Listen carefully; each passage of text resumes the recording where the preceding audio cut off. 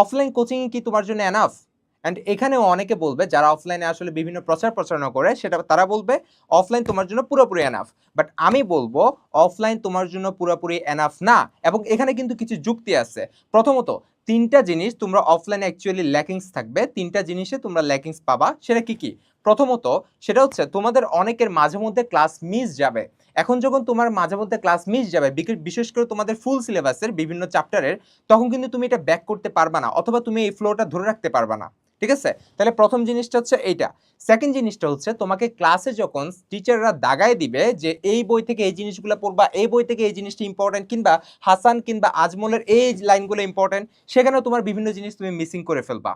এখন এই মিসিং যে করে ফেলবা বা তোমার যে এই টপিকগুলো মিস যাবে, এটা কিন্তু তোমাকে যে তুমি আবার যে জিনিসটাকে তুমি ফ্লোতে ধরতে পারবা, এটার কোনো সোর্স তোমাকে দেয়া হবে না, কিংবা দেয়া হলেও তুমি প্রপারলি জিনিসটা পাবা না।